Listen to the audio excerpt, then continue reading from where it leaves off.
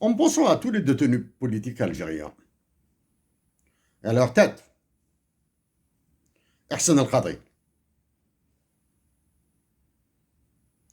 existe-t-il un espoir pour que le minimum des droits de l'homme soit respecté,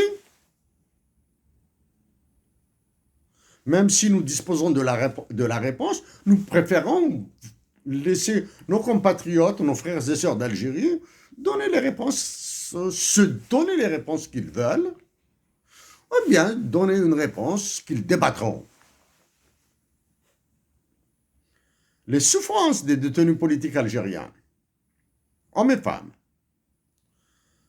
la souffrance des leurs, de leurs proches, de leurs familles, de leurs épouses, de leurs enfants, de leurs parents,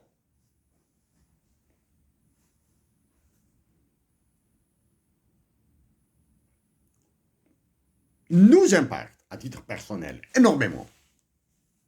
Ça, c'est le côté droit de l'homme. Avec le blocage des institutions internationales, et maintenant, vous savez que nous avons contacté énormément de ces organisations, parce qu'à chaque fois que nous nous adressons à une personne, par exemple à Anthony Blinken ou Joe Biden ou Justin Trudeau, nous les informons directement. Et nous suivons un minimum de déclarations officielles. Donc, si la nation algérienne, qu'elle soit à l'intérieur de l'Algérie ou en dehors de l'Algérie, croit que les puissances de ce monde ou les prétendus dirigeants de démocratie illibérale, les sauver, ils se trompent. Ils se trompent lourdement. Parlons de ça maintenant. Il y a un trait particulier, non particulier à l'Algérie, mais un trait qui caractérise toutes les nations africaines. Le soi-disant monopole de l'intervention publique, de l'action publique, de l'action citoyenne, communautaire, patriotique.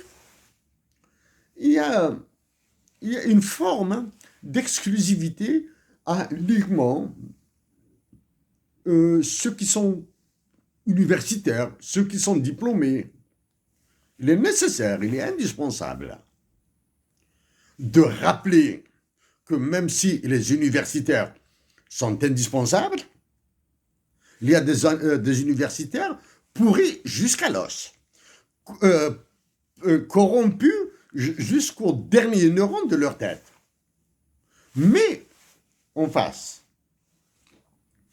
il y a des sages, des lucides,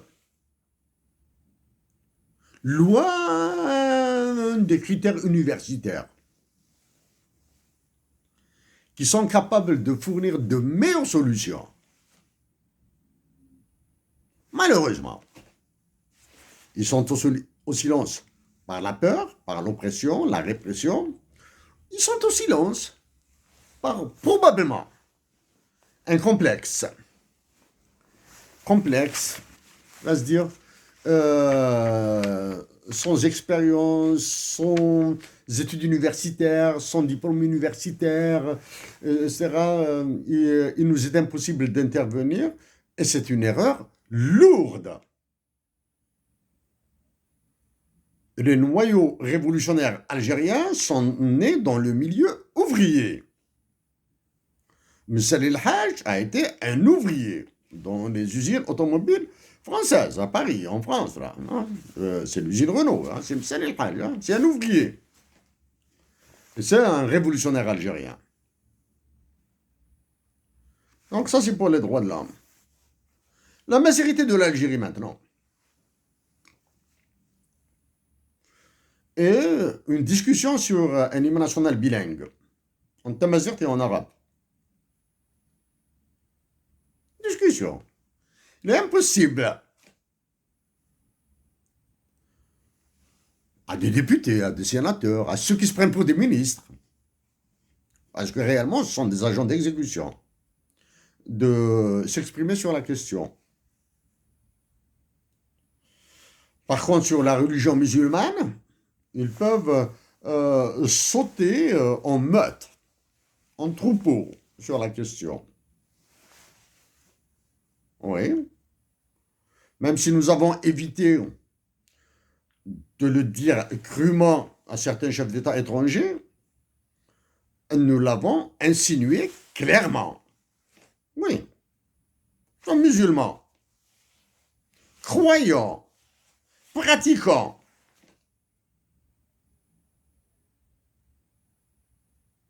Oui, mais que nous utilisons notre foi, nos croyances, notre croyance